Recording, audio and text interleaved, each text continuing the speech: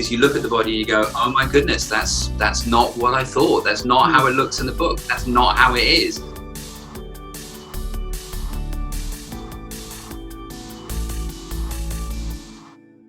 So welcome to this episode of Finding Your Range with me, Jeannie de Bon, a movement therapist who specialises in hypermobility, EDS and chronic pain. And I'm delighted to be joined by our guest today, Julian Baker. And I'm just going to read you Julian's bio. So welcome, Julian. Thank you. Julian is the founder of Functional Anatomy and Functional Fascia. He has thousands of hours of dissection experience, as well as 30 years as a Bowen Therapist, and is the principal instructor of the College of Bowen Studies. His focus has always been a whole body approach with movement and manual therapists in mind. He is an expert member of the FHT, as well as a member of the Anatomical Society, Institute of Anatomical Sciences, and the Fascia Research Society. His aim is to improve understanding of the body in a practical way that will transfer directly to your practice. So welcome again, Julian. I hope that covered everything. Yeah, I mean, it covered the bits about this, the palate dissection. There's a whole bunch of other stuff that floats around, which is. I know. So, I wanted to add to that actually that my background, what got me started, was in as far as the Bowen was concerned, was way back, as you said, 30 years ago. Yes. And so my principal driving has been around what we're doing with our hands or our movement. So, you know, that's the biggie. Yes. And some people might not know what Bowen is, actually. I know, just very briefly, I know it's a therapy. What is that? Soft tissue. So it's a very gentle, soft tissue. You make movements, you put breaks in, and you kind of, I always say it's the marriage guidance counselor between the autonomic nervous system and the central nervous system. It kind of puts the two together and gets them to have a conversation with each other. Oh, fantastic. That's my elevator pitch. So yeah, I'm looking forward to hearing all your little, your way of seeing things. Our audience is going to love this. So Julian, as you might have guessed from his introduction, we're going to be focusing on fascia today and how that might be influencing our movement and our pain, and we're obviously our hypermobility as well. So Julian, you touched a little bit on, you know, your past, but I recently obviously attended, you've just done an amazing online 6-day dissection course for therapists and teachers, which was amazing. And then a few years ago, I actually came to the lab with you and we spent 5 days together dissecting, which was, you know, a life-changing experience for me. So how did you end up doing what you're doing, your passion for what you do, which clearly shines through in everything you do? Thank you. Well, I mean, the thing for me was that I was putting my hands on people and feeling changes, and I was trying to learn my anatomy, and I was teaching teachers, and I was teaching students, and so I was getting anatomy books out. You know, I mean, I think many of you will be familiar with the tomes that we have. This is Netta, and you know, the sort of the way that we learn anatomy. And you know, there's the break exercise. So I was doing all that sort of stuff. Hang on, my book's falling apart now. You used it too much, Julian. It's all fallen apart.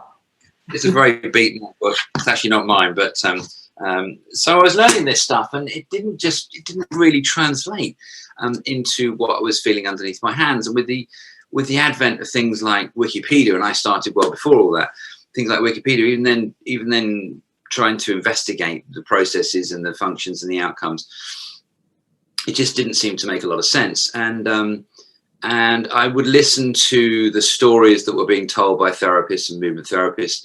I was having Pilates sessions in '94 in London at Alan Herman's studio, and with Rachel Swindle.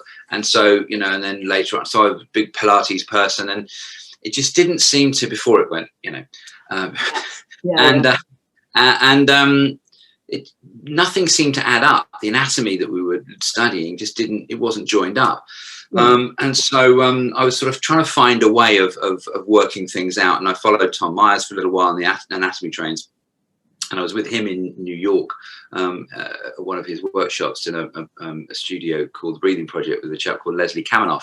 And Leslie said to me, you know, listening to me, said, you need to meet Gil Headley. So I investigated, met Gil, got his DVDs sent over, and it kind of changed my life. That was it. It was like, yes, that's the kind of thing I'm after. And so I went to San Francisco. I studied with Gil, did his 6 days, and then did some more, brought him over to the UK.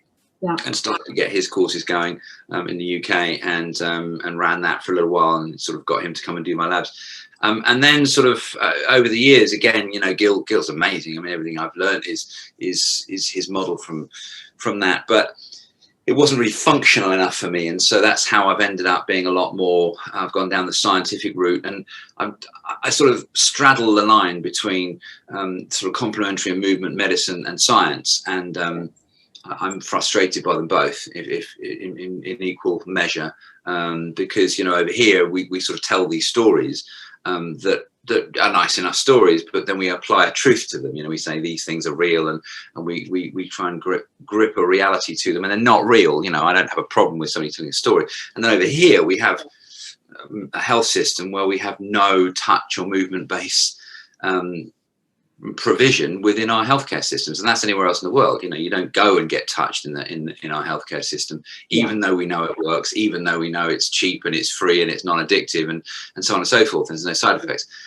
So, and the reason being is because we teach anatomy badly, and our anatomy isn't joined up, and that's really what my goal is these days, is to sort of get these two polarized versions of health, and find out where the Venn meets, you know, where that's sort of somewhere in the middle, there's some common ground, sort of banging heads together. But it's frustrating. It is frustrating that, you know, we tell all these stories about energy fields and releasing tissues, and it's, you know, it just doesn't have a basis in biological reality or fact. And I don't have a problem with it. It's just when you go, no, this is what I'm doing. Yes. Well, it's yeah. So you get to see the reality, don't you, of what actually goes on in your your dissection a couple of weeks ago, which I was watching online. You know, the biggest thing for me, and I was explaining to some of my my hypermobile clients, just that one thing you did where you had the cadaver lying on the front, and you were moving the arm up and down. And it was just amazing that you could see the movement coming all the way through to the opposite hip, through the connective tissue. And if you see that, it all starts to make sense, because we're not individual muscles, we're not individual parts. You change one thing and it's going to have an effect. Could be anywhere in the body, right? But it's going to have an effect. It's going to be everywhere in the body. Everywhere. I mean, the principle of me moving my finger requires me to, you know, create an electrical charge in action potential, a change in the membrane, and it can get really complicated. But ultimately, we have to take oxygen to that bit, and we have to, you know, we have to take oxygenated blood to that bit. And we have to bring oxygenated blood from that bit, and you know, whilst we still have feet and toes and everything else, we have a connection to it through the spinal cord, through the skin, and through everything else. And so I don't have a problem with learning the regions of anatomy, the names of the muscles and the nerves and so forth. But what we tend not to do is we tend not to put it together and try and understand what those relationships are. Where I get the chance, I offer medical students a chance to come in and have a chat. I had two where I am in the States this week. The place that's hosting me, some medical students were there, and I said, let's have half an hour, and we absolutely blew them away in half an hour. I mean, not me, but just showing them the connected nature of the cadaver and what was in there, stuff they'd never seen before. You know, the example I always use is your head weighs 12-14 pounds, so it's 6-7 kilos. Now, if you hold 6 or 7 kilos in a bowling ball and you move it around in your arms, you're going to feel that change in load. Now, we just don't feel that because we are balanced in our neck structures. But, you know, if you stand on a pair of skis and go downhill and move your head across, you're going to turn direction, or sit on a horse, or sit on a bike, or any one of these things. So we understand the fact that if we move 12 or 14 pounds across, we're going to load our knee differently.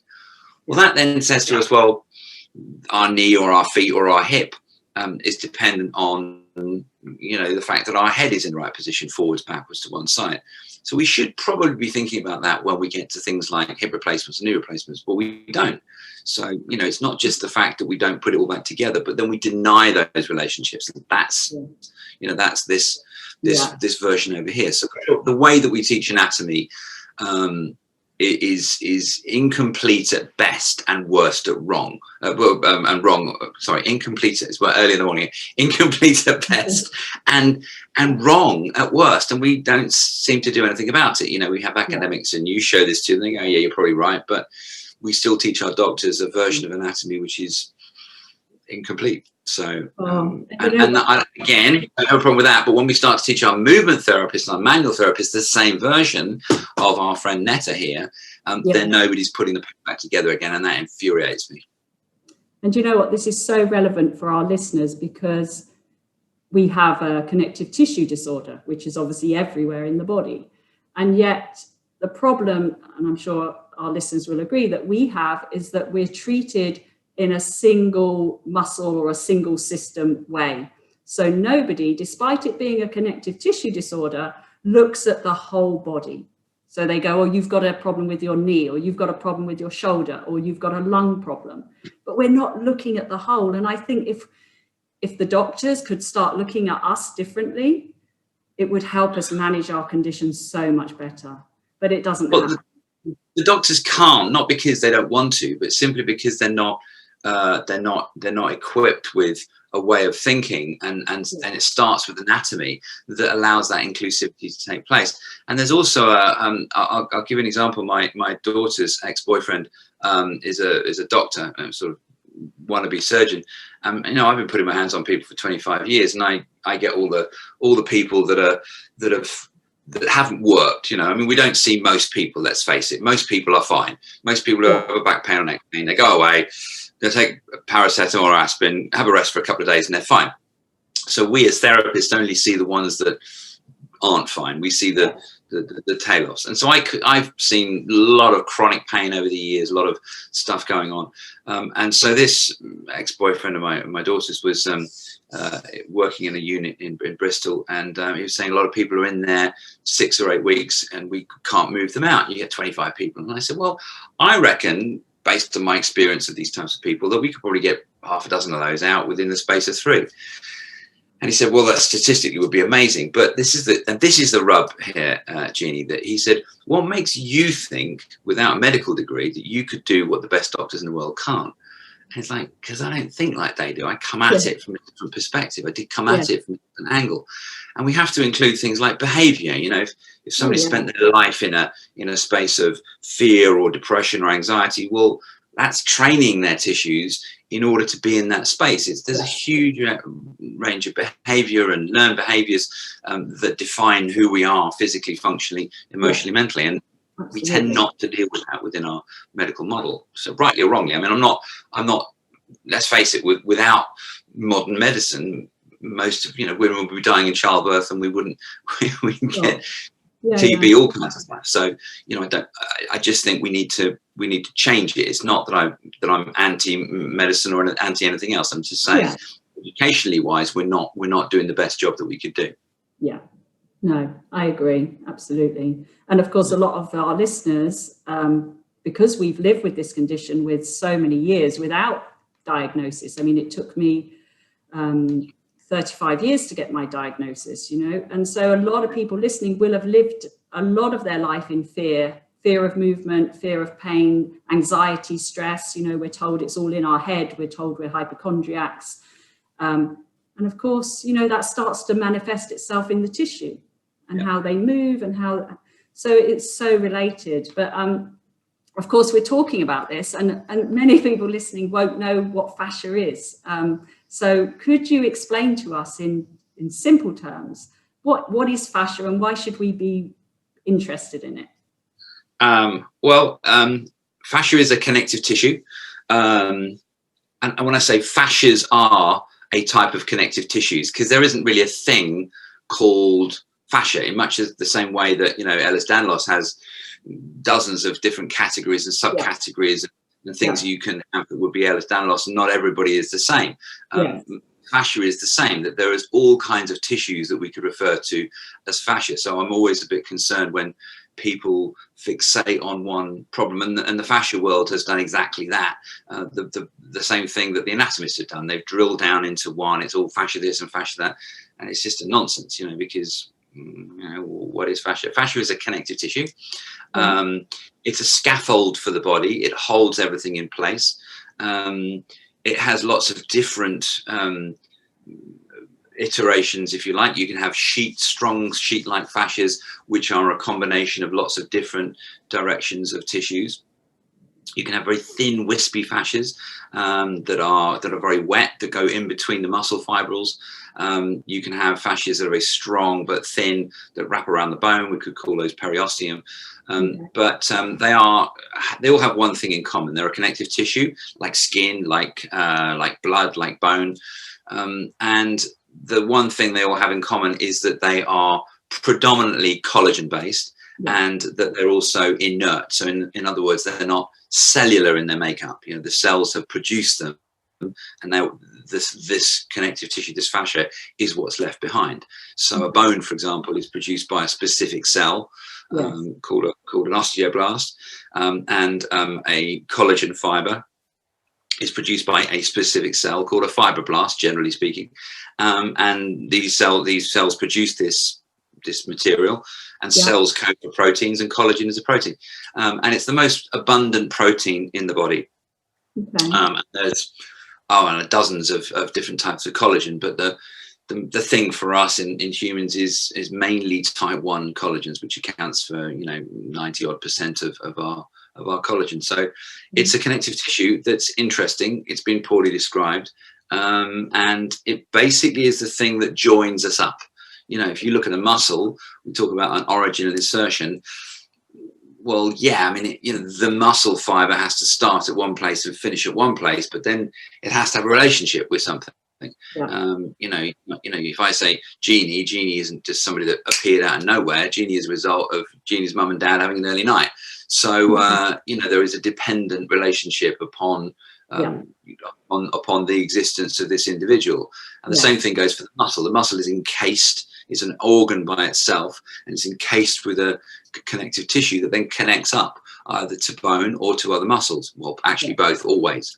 And it allows that. It's a little bit like yogurt pots on a piece of string. It connects up those bits and pieces around the body. And so EDS is a defect in the collagen. Some EDSs are, not all of them. Well, we know the gene for all but one of the EDS types. The only one we don't know the gene for is hypermobile EDS, which is probably the most common one. So that's the thing. Which is what I have, and probably most of our have. But what? And again, it's just a thought. What would the impact of that have on the fascia, on the connective tissue, if there's I hate the word defect, but if there was a change in our makeup of our collagen? Does that make it less elastic? What do you think? I don't know. Okay, so let me give you an example of something completely different, which may or may not help. Something called chronic obstructive pulmonary disease, COPD. It's very, very big deal in America. So if you imagine a lung, you breathe in, and the reason that you breathe in is your diaphragm relaxes and the air rushes in, and then you breathe out. So as you breathe out, or as you breathe in, you have an elastic recoil. It's like like Donald Trump and his harmonium hands. It's like you have an elastic recoil. Imagine a squeeze box. So as you squeeze in and squeeze out, you have a lot of elastic fibers in your lungs. Now in COPD, what happens is that inflammation breaks that down, and you end up with less elastic recoil. So what's having to happen in COPD is that you're having to use all these muscles around your neck and shoulders, these what we call accessory muscles, to create that space. And it's really, really tiring. So the thing about connective tissues, particularly collagen, is that they're a spiral bound structure. The pre-collagen thing is a spiral bound, and then it joins up with two other collagen fibrils to create a triple helix. Now that's incredibly strong. way stronger than muscle. Muscle just falls apart the moment you pull it. Yeah. However, collagen fibers are pound for pound stronger than steel rope. And depending on the defect, and there's lots of different defects, you get a breakdown in the coding, the genetic coding, all these codons that can be, miles long. You can have a stop, for example, and you might have 2.5 collagen fibrils, 2.5 pre-collagenous fibrils instead of 3. So what that's going to do is that's going to make it a little bit weaker. Potentially it's going to be a bit longer. It doesn't have the recoil necessarily. And it just allows for more movement to be taking place within those connective tissues. The other thing we could be having is the fact that there isn't a reflex response. This is the other issue, is that we may not have the stretch response. It may be that there is a resistance to or lack of pain in response to that stretch, which is quite common in hypermobility. Yes, that was one of my questions. So the thing about fascia is that the thing to remember also is that the cell produces not just the fibril, but it also produces its own fluid. So our tissues are bathed in fluid. We are a wet, watery system. Every single system of the body is designed to move fluid, get rid of fluid, replace fluid, clean fluid. It's the fluid that defines us. We are water-based systems, and without the fluid, we simply fall apart and dry up. And so, the movement of signals around the body is dependent on good fluid mechanism, good, as Anna Baretza goes on about hydraulic amplifiers, which is Serge Krakovetsky's work. So this pressure and this movement of fluid around the place. And movement obviously helps move that fluid around. So to keep the fascia hydrated. Movement is all that moves the fluid around. That's all. The heart moves the blood around. That's it. Okay? All the other fluids require pressure in our system. We are a closed, pressurized system, and it requires pressure on that system to move those fluids around. Okay. So someone who's sedentary for a long time, a lot of our listeners may have been bedbound or wheelchair users. Obviously they're going to feel that stiffness maybe because things are drying up, not hydrated anymore. Is that right? Yeah, I mean, what happens in terms of I've got a great picture of a chap. If you look him up, he's called Bharati, I think his name is. I'm not sure how you spell that, but look him up. And he's a guy that's in India, and he's a sadhu, and he's had his arm up in the air for about 35 years. It's a great picture. And the reason it's such a great picture, I could probably actually find it and share it with you. See if I can find this. And there we go. So I'll see if I can share it, screen share with you. Can we screen share a second? Share, yeah. You should be able to share now. Yeah, share screen. Okay, so here he is here. This is a great picture, actually, if we get to see it. What have we got? Hang on. There he is. Can you see that now? Yeah, got it. Yeah. The reason that this is such a great picture is because this guy's had his arm up in the air for 35 years, and he couldn't put that arm down now if he wanted to. All these tissues that are around the elbow and around the shoulder and around his wrist, these are his fingernails up at the top there, if you can see that. Yeah. They're stuck. And so the connective tissue cells have gone to the area of loading or inflammation. Inflammation will do it as well. And they've produced loads more collagen fibers. And they've said, well, you need to do this for some reason. It's part of your survival mechanism. So we're going to allow you to do this. And we're going to give you the tools and the mechanism to do that. So he will now be stuck there. And we think of this as being, crazy or remarkable. But actually, if you look at the rest of the picture, it's very informative. Because if you look at his hips and his knees and his ankles, he's a 70-year-old plus man who's able to sit in this position for extended periods of time. So why is that? Because he's always done it, So he's continued to keep this fluid movement going through these joints, but he stopped the fluid movement through other joints. And so it's quite a cool picture that shows you what happens if you stop moving, and what happens if you keep moving. Yeah, that demonstrates it perfectly. That really does. Thank you. Cool. Brilliant. Yeah. So you keep moving, then you can keep doing what you want to do. If you stop moving, things are going to start seizing up. So yeah, that's really good. Maybe. Some people get away with all kinds of stuff, you know. Yeah. Now, talking of, and you mentioned it, stretching. Okay. So, hypermobile people love to stretch. Although I don't encourage my clients to do it, because I don't, for many reasons, especially for hypermobility. But the reason they tell me they like to do it is because it feels good. They can keep going, they feel they need to, because they feel tight, and then they want to stretch and stretch and stretch. But then they don't feel so good the next day. So I know you have thoughts on stretching. So what are your thoughts on stretching in general? My thoughts aren't original, but in terms of stretching, it's a kind of a mystical thing, really. We're the only animal that stretches. Now you'll hear people go, let cats stretch. Well, actually they don't. They do something called pandiculation. So they pandiculate. They move in an extended range, and then they stop doing it.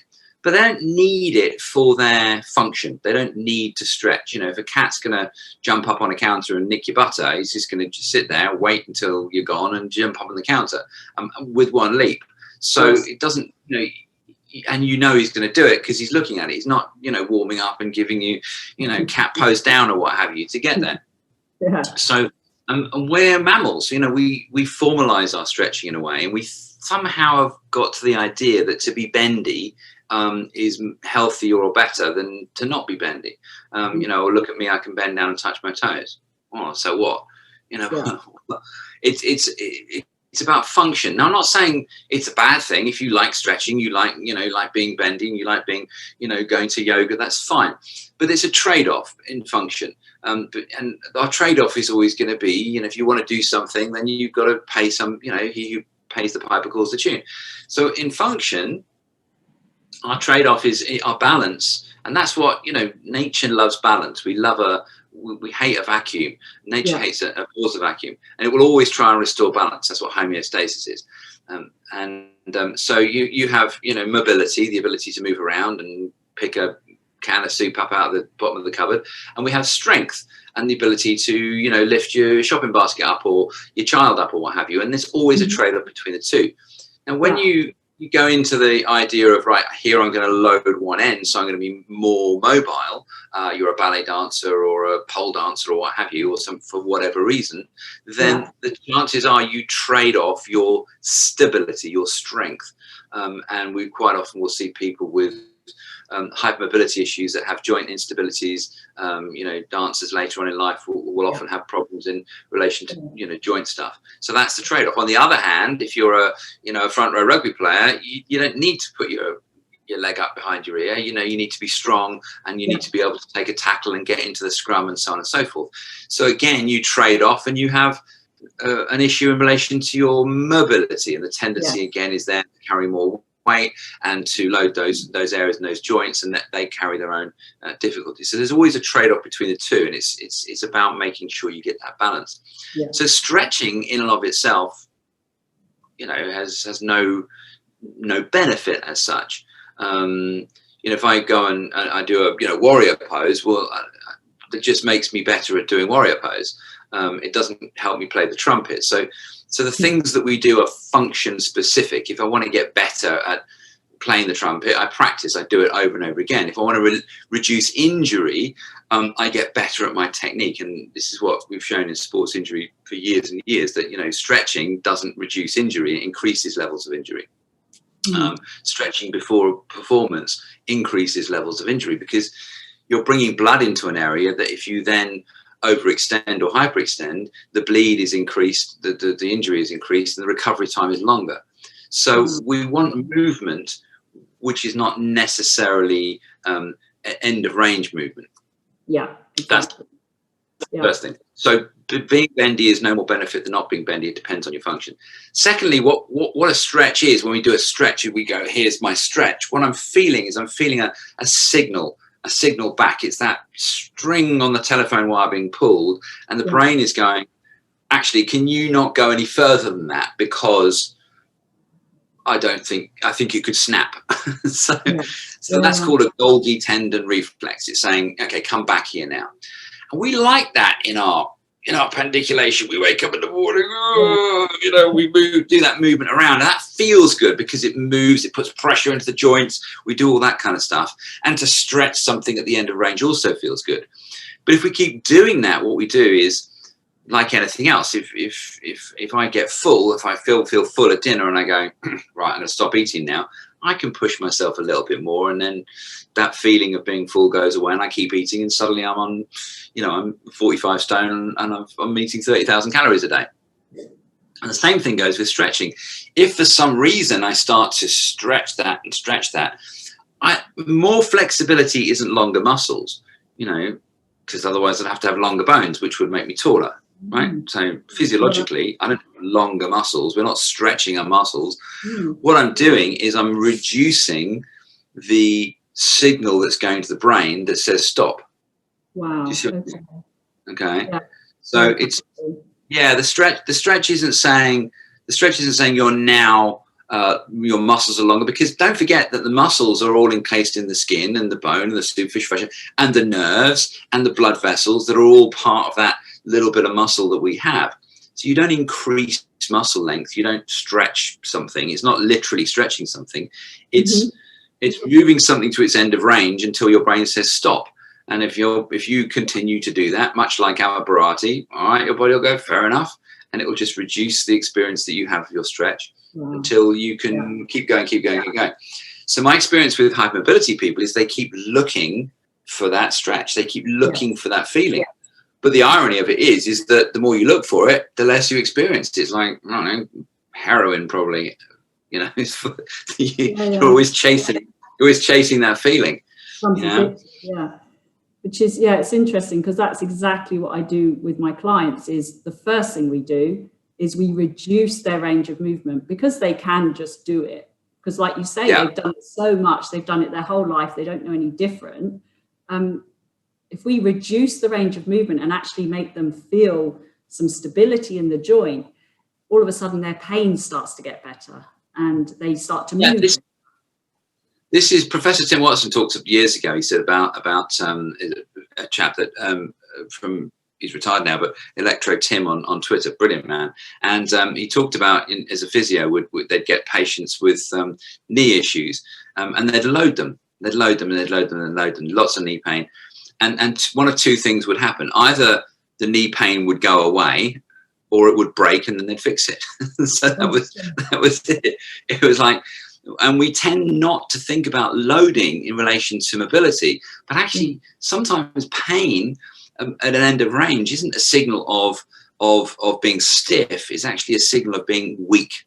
That an area needs loading into it, because loading is what drives connective tissue laydown, what's called mechanical transduction, meaning that the signals are sent to the cells to function. So loading something regularly produces more connective tissue fibers and drives the cells, like inflammation is another one. So loading something, making it work harder, for some people is going to be way more beneficial. Even though it may at first appear painful, it may be more beneficial than trying to stretch something or mobilize something. So it's an approach that seems counterintuitive, but actually when you look at the biology of it, is really, really interesting. And I found that's what works with the hypermobility population, definitely, is loading it. So when we talk about fascia, and I think it was Robert Schleip who talks about this, about fascia being our biggest sensory organ in the body, how would that then be contributing to our pain? So is it the fascia that feels pain, or is it the muscles that feel pain? How is it our sensory organ? It's a good question. Again, bearing in mind that there is no one thing called fascia. So when the model that I was using for quite some time, which was Gill's model, was to take away skin and then take away the fat layer, the adipose layer that we call superficial fascia, and then look at deep fascia. And then over the last year, I've changed that and realized that actually this is unhelpful because it makes us think of these separated layers in much the same way that Netta over here does. Yeah. And actually then not separated, that they are continuous. So when you pick up the skin here, the fibers that attach to the underside of the skin are fibers that then also are the housing for the adipose cells, the fat cells. And that's collagen, that's fascia, yeah? And those fibers then go down, they become the deep fibers that we call the aponeurosis, the sheet-like strong fibers that we have that surround our muscles, are the same structure as the fibers. They blend into it. It's a little bit like, calling the branches of a tree or the leaves of a tree something different, taking all the leaves off and taking all the branches off and the pine cones off and going, these are all separate structures. Well, they're not. They are continuous with those fibers. Yes. And so going down into the deep fascia, these fibers continue, and then they get smaller and they wrap around the bone, and they continue all the way through the body. And the individual organs, whether they be muscles or lungs, are housed within those connective tissues. So our experience of the world is felt through our tissues. And muscles aren't designed to be sensory. They aren't designed to be, we talk about muscle memory. Muscles, if you made it as a person, muscles are pretty stupid. Excuse me. Muscles are pretty stupid. What they're doing is they're creating power. They're a powerhouse and an organ in themselves to give us movement and load and push us forward. So you dig a needle around in a muscle, well, it doesn't really need to feel anything because you're not touching a muscle. When you do any body work, you're not touching muscle, you're touching skin and superficial fascia. And we relate, excuse me, we relate to the world through that. If we give somebody a hug, we don't hug them with our muscles or our bones. We hug them through our sensory experience of what's out there. And so that's what we're talking about, that fascia has way more nerve endings than muscle, way more sensory nerve endings than muscle. Now, quite the type of sensory nerve endings that they have remains to be seen. It's a subject for some discussion, and finding them in one place doesn't mean to say they're always present in another place. And that's the danger that we have of assuming that, that bit of connective tissue has the same properties as that bit of connective tissue. But pain is a really important thing. Pain is an output always. Pain is not an input. So we experience pain as a result of a signal coming from our brain, not going to our brain.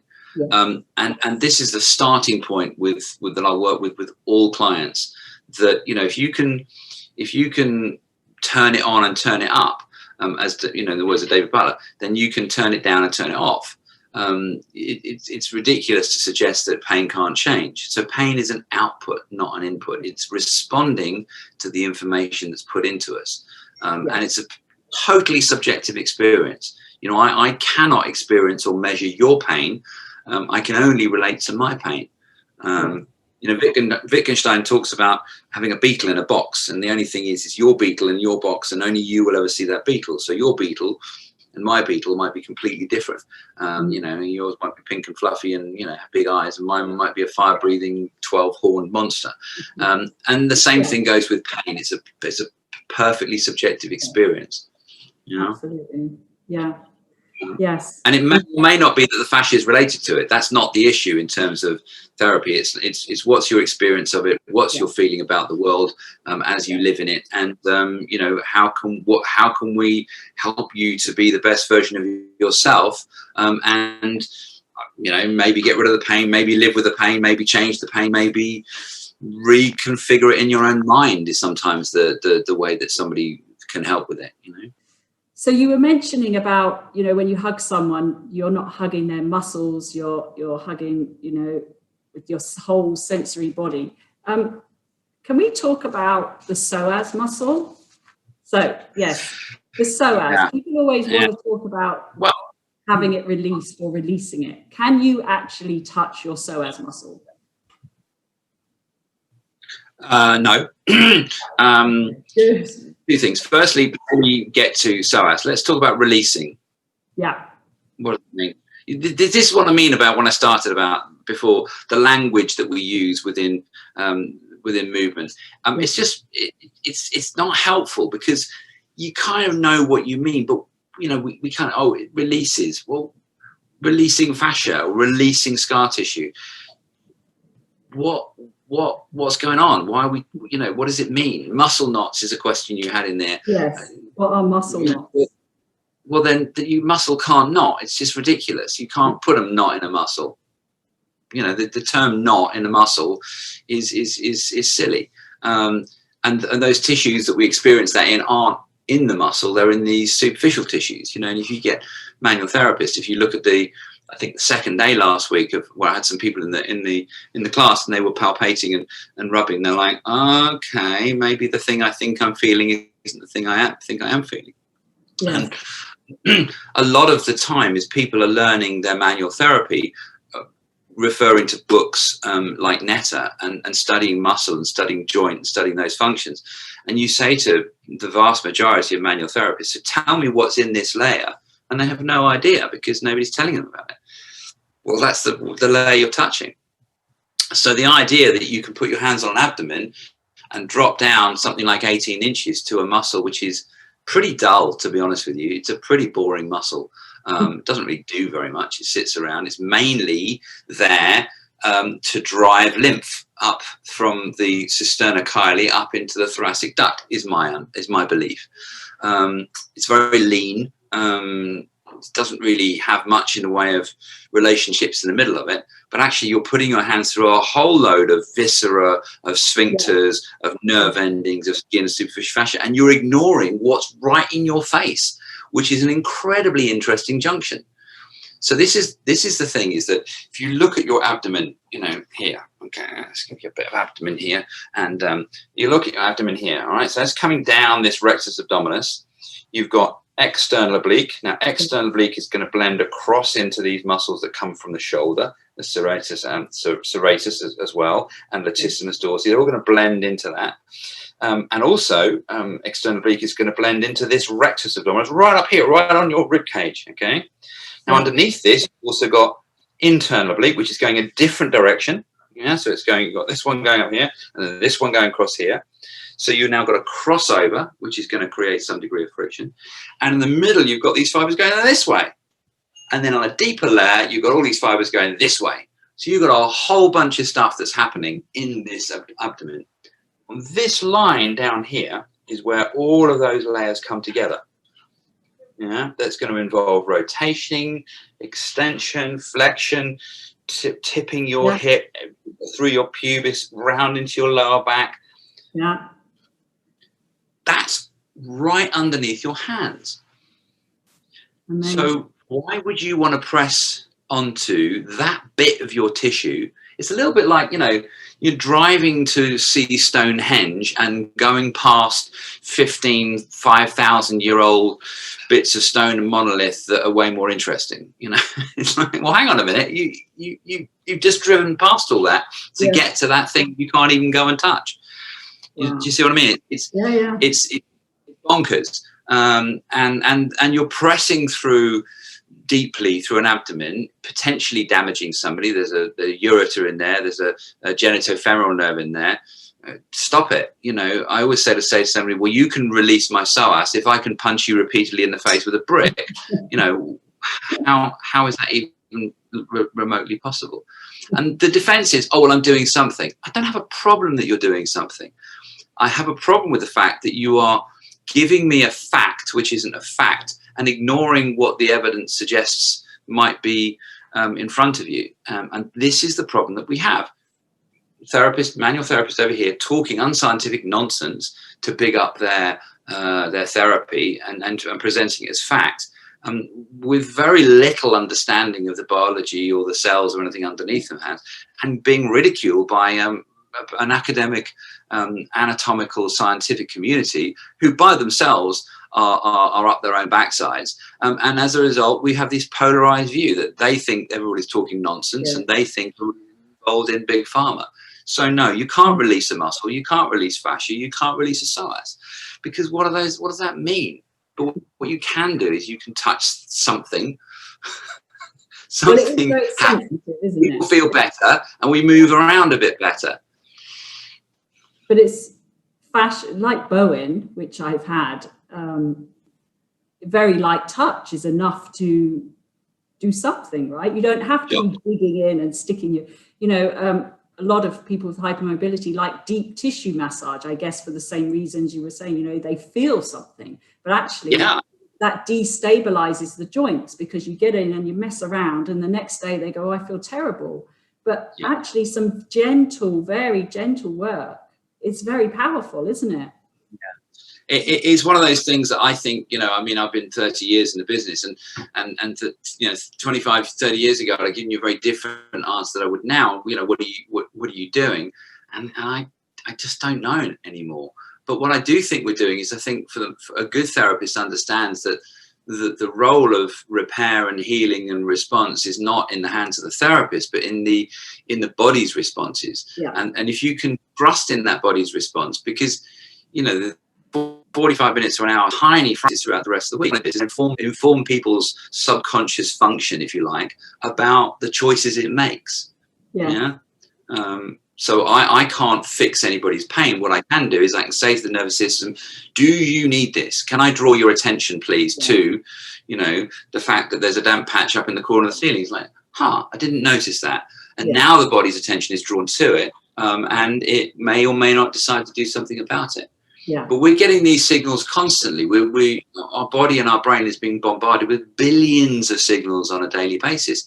And pain, as I said to you before, is an output. Now we can have damage without pain, and we can have pain without damage. You know, you go out in the garden today and scratch yourself and you're bleeding and you don't even remember how you did it. But if I tried to recreate that with a razor blade or a needle, and you were conscious of it, you'd be screwing the place down.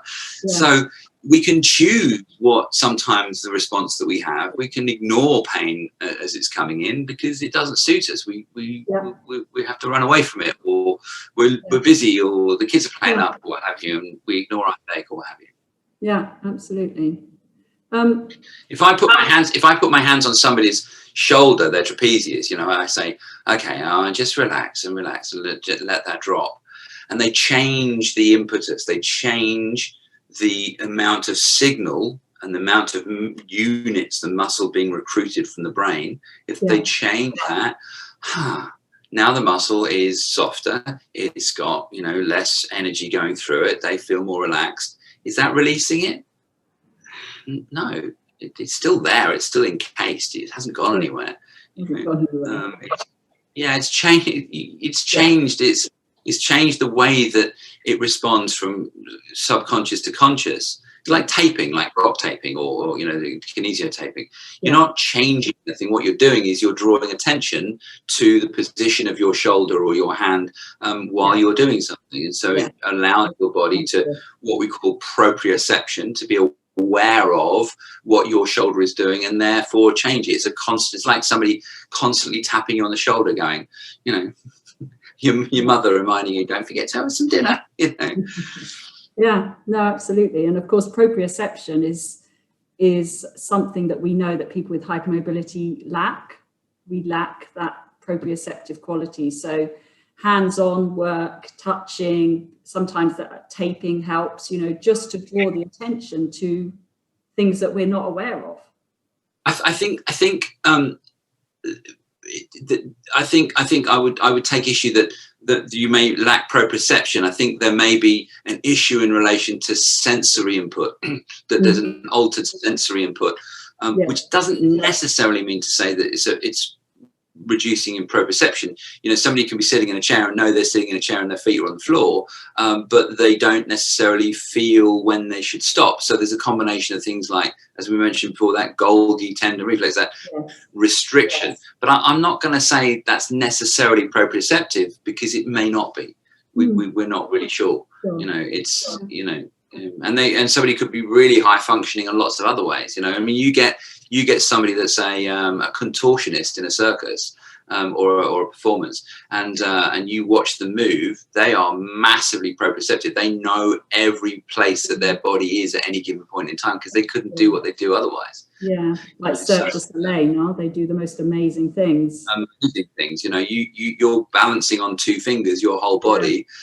That's heightened proprioception to you know, because you know where your legs are, your arms are, in order for you to do that. You know, you didn't have proprioception, you just fall over. Yeah, no, that's very true. That's interesting. That's a different way of looking at it. So, yeah, thank you.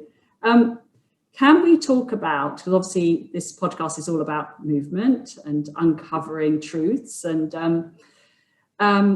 core stability. Core stability training. I know. I feel the same way, but I had to bring it up with you because I know that you have some views on it. Is there such a thing? Can you train your core? Let's ask that. Can you train your core? If you can find your core, then by all means, take it out, put it on a leash, take it to the park, throw a ball for it, and I'm sure you and your core will be very happy. But, people will be shouting, saying, but I've been told my core is my pelvic floor, my transverse abdominis. That's what we're told, that we've got this core group of muscles that we need to train. Yeah. Well, you can't. So transverse abdominis, for example, you don't know whether it's being contracted or not. You can't feel your transverse abdominis. You don't even know if you've got one or where those muscle fibers are going to be. So the idea that you contract or train one group of muscles over something else, A, suggests that the muscles themselves are trainable in isolation. B, that they are contributing something to something else greater than something else, which is unlikely. And C, that somehow that there is one group which can be defined as one thing rather than another. Yeah. So the whole thing is biologically implausible, potentially dangerous, and by all means, you want to have a prolapsed vagina when you give birth, then go ahead and contract your abs as much as possible. Yeah. I think it's silly, it's mythical, it's potentially dangerous, it's pointless. And it kind of perpetuates this idea of individual structures or individual muscles being functioning in isolation away from anything else. Well, that's just not the case.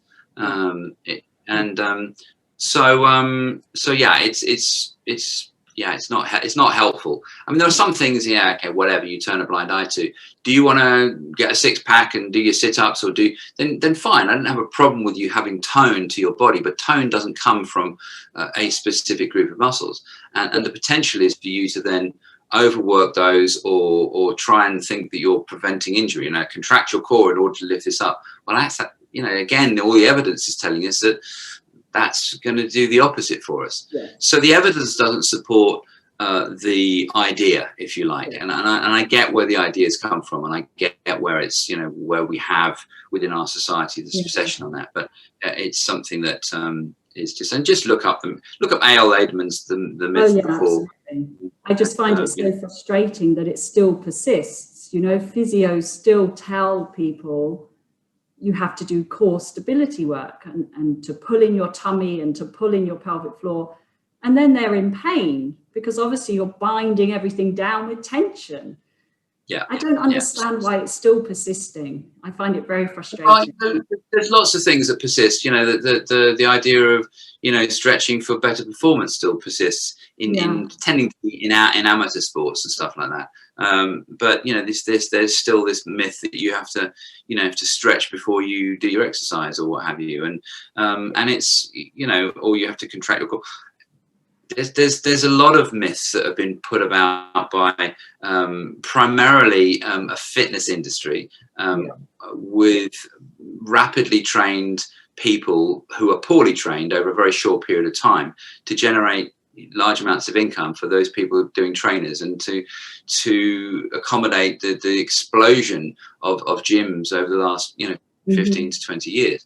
And with all due respect, with Pilates studio as well, there's some when the whole body control thing hit the back end of the 90s, early 2000s, it was awful. I filled my clinic on church halls for 15 mainly women who were going on and being given Pilates exercises that were absolutely destroying them, and that whole core thing was part of it. I'm just going to agree with you that yes, Pilates is very guilty of promoting all of that, unfortunately, and it's got better. It really has got better, and slowly, there are some genius. I think there are some of the best movement and body workers on the planet are within the Pilates world. People like James De Silva and yourself and Anna Brett Segura and these are amazing trainers and teachers. But unfortunately, we've still got an element that, has yet to catch up.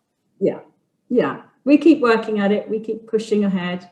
Now, can I ask you something, just to kind of make more sense to me and hopefully to our listeners? At the EDS Society conference earlier this year, there was the first set of research ever into EDS and pain by Antonio Stecco and his team. Now, they discovered through their research on people with hypermobility EDS that we exhibit an increased deep fascia thickness that may impair gliding and contribute to pain.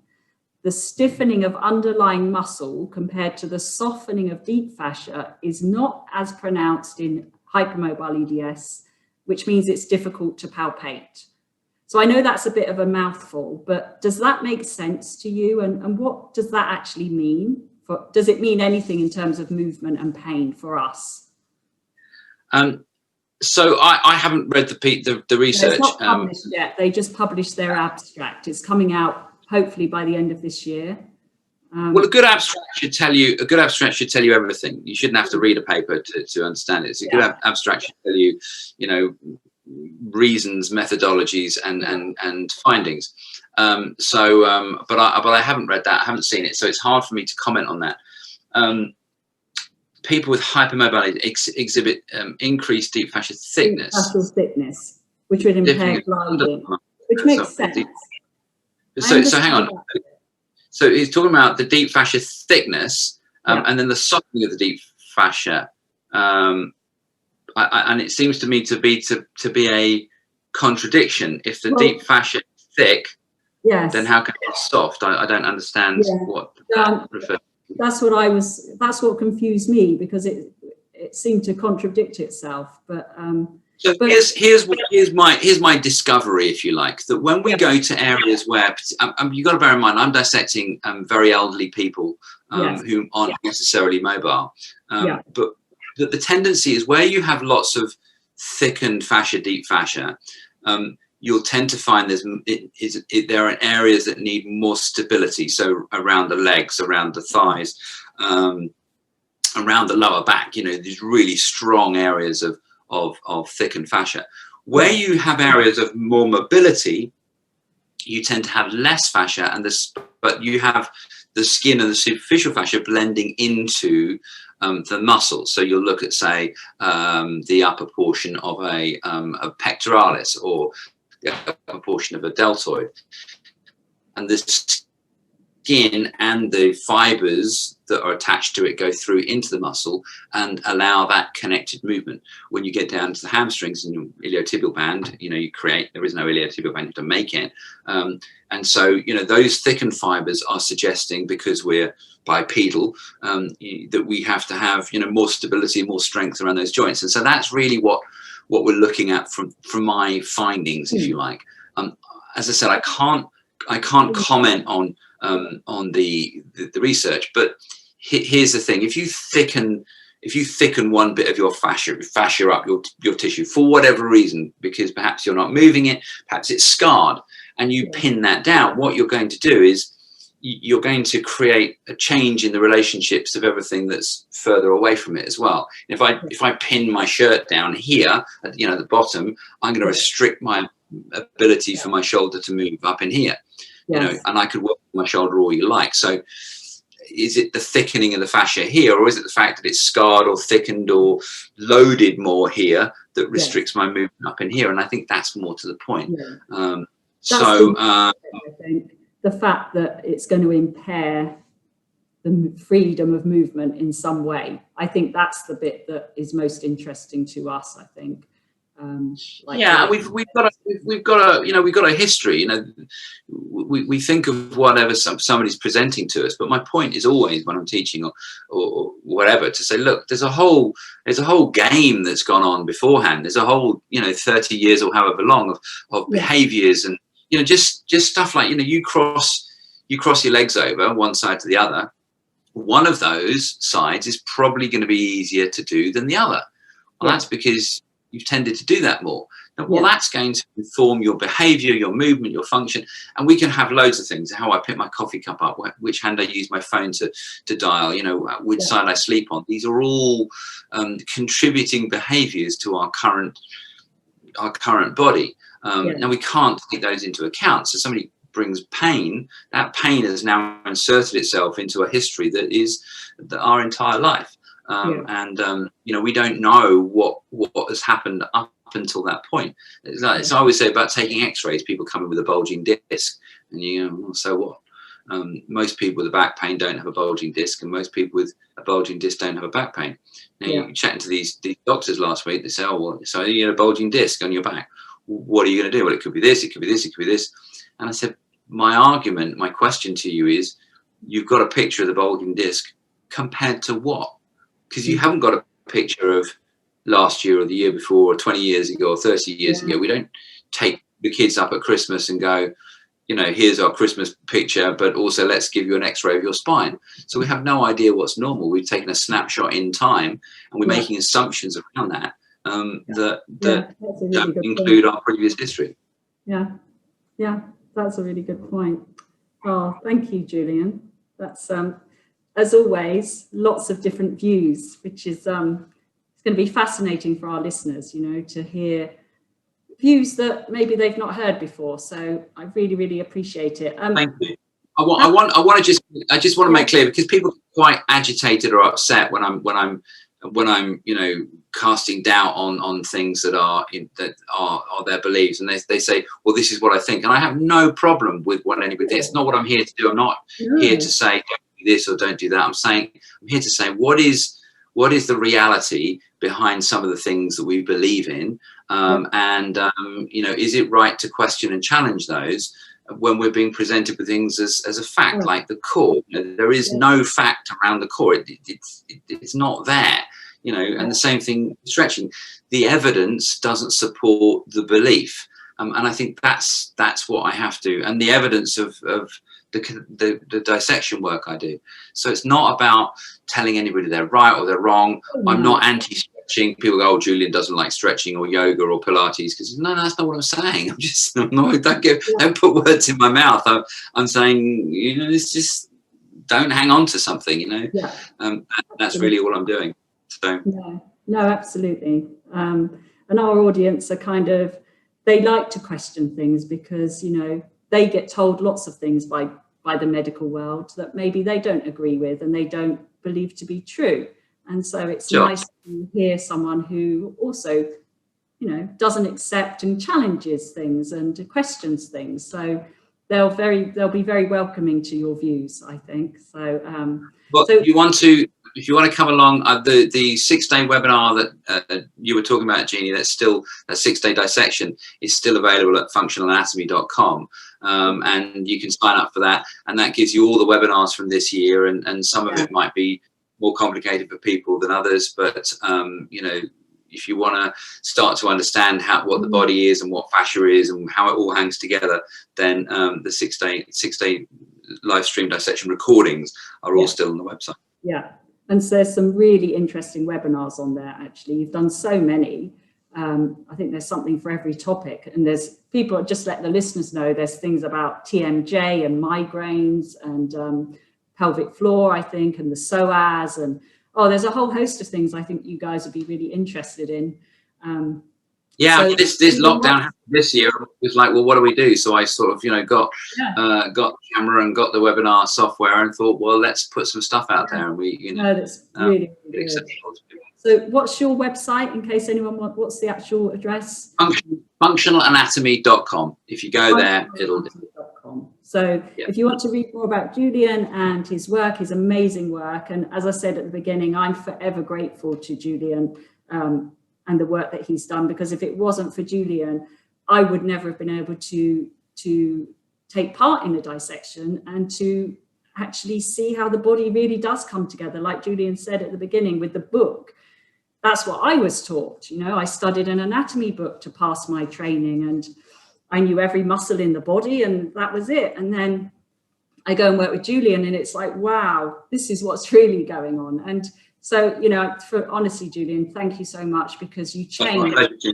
your kind changed words. everything about Really, what I want to do is it's not me, it's not my views. You know, coming to the anatomy lab and the people that generally give their bodies for us to study, they are your teachers, because you look at the body and you go, oh my goodness, that's not what I thought. That's not how it looks in the book. That's not how it is. Why haven't we been shown this? Yeah, absolutely. And there are religio-political reasons as to why this hasn't happened over the last 300 years. But now's the time to have that conversation. You know, we need an army of manual therapists and movement therapists because we're running out of options for surgery. You know, we're running out of antibiotics, and in 10 years' time, basic levels of surgery aren't going to be able to be done because we won't have the antibiotics to treat people. And we need this army of people like yourself to be able to cope with that. We're not teaching them anatomy in a way that's joined up that's going to help them. So that's my plan, is change the world. Oh, and lie down for a while. Yes. Well, keep doing what you're doing, Julian. Thanks, Jean. So thank you, Julian, and thank you everyone who's been listening. Leave us some comments, let us know what you think, and if you've got any questions, let me know and I'll pass them on to Julian. I'm sure he'll be happy to answer anything. So until next time, on Finding Your Range, keep moving.